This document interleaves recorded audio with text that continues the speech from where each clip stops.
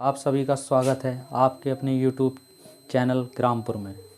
आपके लिए लेकर आए हैं प्रस्तावना का पार्ट 2, जिसमें हम डिस्कस करेंगे प्रस्तावना में कितनी तरीके की स्वतंत्रता है और कितने तरीके का न्याय है। इसके बारे में हम देखेंगे। कल की वीडियो आपको पसंद आई हो तो लाइक और शेयर ज़रूर करें। देखेंगे न्याय। न्याय कितने तरीके का होता है। 3 तरीके का न्याय दे रखा है प्रस्तावना में, वह देखेंगे हम। पहले देखेंगे राजनीतिक न्याय, नंबर फर्स्ट राजनीतिक न्याय, नंबर सेकंड आर्थिक न्याय, नंबर थर्ड सामाजिक न्याय। हमारी प्रस्तावना में पहले जो था 4 तरीके का न्याय था, जो कि धार्मिक न्याय अब समाप्त कर दिया गया है। अब फिलहाल में जो बचा है हमारे पास प्रस्तावना में वो 3 तरीके का न्याय बचा है। नंबर 1 राजनीतिक न्याय, नंबर 2 आर्थिक न्याय, नंबर 3 सामाजिक न्याय। हम न्याय के बाद अब आप प्रस्तावना में जिक्र करेंगे प्रस्तावना में कितने तरीके की स्वतंत्रता है। तो देखेंगे पहले विचार रखने की स्वतंत्रता, धार्मिक स्वतंत्रता, अभिव्यक्ति की स्वतंत्रता, उपासना की स्वतंत्रता, विश्वास की स्वतंत्रता। जैसे कि हम देखेंगे विचार की स्वतंत्रता कैसे होगी। अपने विचार रखने का अधिकार, हर एक व्यक्ति को अपना अधिकार है कि वो अपने विचार सही तरीके से रख सकता है और सही तरीके से शो कर सकता है समाज के सामने। तो अपने विचार रखने की स्वतंत्रता है। धार्मिक स्वतंत्रता, कोई भी धर्म को मानने के लिए बाध्य नहीं किया जाएगा, चाहे वो हिंदू हो, चाहे वो मुस्लिम हो, चाहे वो सिख हो। किसी भी समाज के लिए सभी को मानने के लिए अपना एक अधिकार है।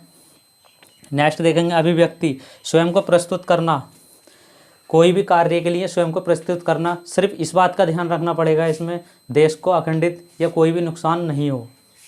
नेक्स्ट देखेंगे उपासना में जिक्र करेंगे किसी भी चीज़ में विश्वास रखने का अधिकार, चाहे वो सन्यासी हो, मतलब किसी भी तरीके से हो, मतलब अपनी वो स्वतंत्रता रखता है कि चाहे मैं सन्यासी बनूं या मैं देश की रक्षा करने के लिए बनूं, सिपाही बनूं, वो उसकी स्वयं की उपासना है कि वो क्या करना चाहता है।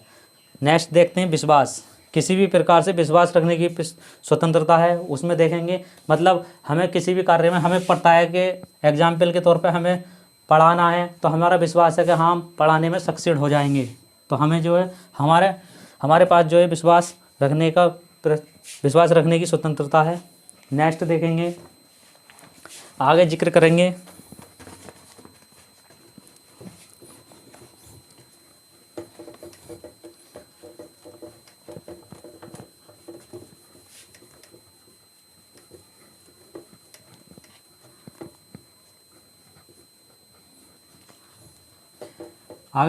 समानता की। हमारे पास कितने प्रकार की समानता है देखेंगे।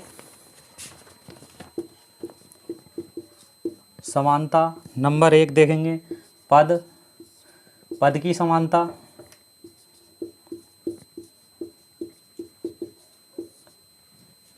नंबर 2 देखेंगे अफसर की समानता, अफसर की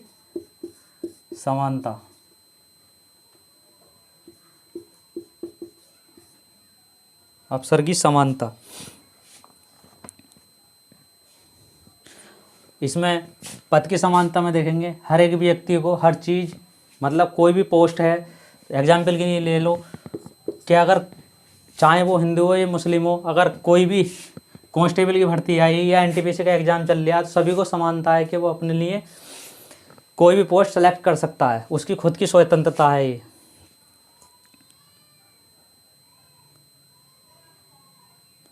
अब नेक्स्ट देखेंगे अफसर की समानता किसी भी क्षेत्र में सभी को प्रत्येक को बराबर की समानता है, इस पर भी जिक्र करेंगे। 2 तरीके की समानता, इसे भी नोट करके चलेंगे। नेक्स्ट देखेंगे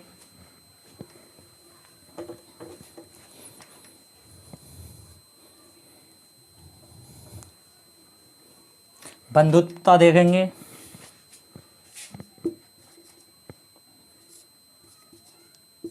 बंधुत्वता कितने प्रकार की बंधुत्वता है। इसमें देखेंगे हम स्वयं की गरिमा।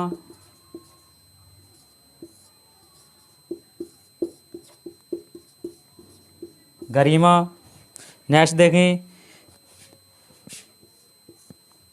देश की एकता,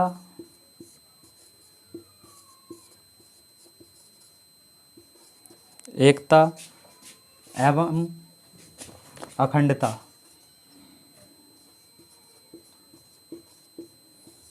अगर इसमें देश की अखंडता के बारे में देखेंगे, कोई भी भाषण सही तरीके से देना, कोई भी भाषण सही तरीके से देना है जो कि देश में के हित में हो। ऐसा नहीं हो कि देश के बंटवारा करे या टुकड़े करे, ऐसा कोई भी हमें भाषण नहीं देना है।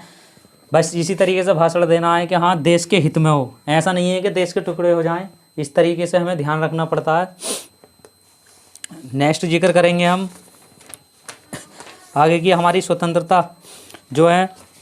हमारी स्वतंत्रता में 42वें संविधान संशोधन द्वारा 1976 में कुछ शब्द जोड़े गए थे, उनके बारे में भी हम जिक्र करेंगे। 42वें संविधान संशोधन द्वारा कुछ शब्द जोड़े गए थे, उनके बारे में विचार करेंगे। जैसे कि हमारा पहला शब्द जोड़ा गया था समाजवादी, दूसरा शब्द जोड़ा गया था हमारा पंथ निरपेक्ष, तीसरा जोड़ा गया था अखंडता। ये शब्द जो थे हमारे 42वें संविधान संशोधन द्वारा जोड़े गए थे, जो कि हम देखेंगे। ये शब्द हमारे 42वें संविधान संशोधन द्वारा जोड़े गए थे। जैसे अखंडता थी, इसके बारे में भी जिक्र करेंगे। उसके बाद जो है हमारी प्रस्तावना का पूरा पोर्शन समाप्त हो जाता है। आप सभी से रिक्वेस्ट है, हमारी वीडियो पसंद आई हो तो लाइक और शेयर ज़रूर करें और कमेंट में ज़रूर लिखें।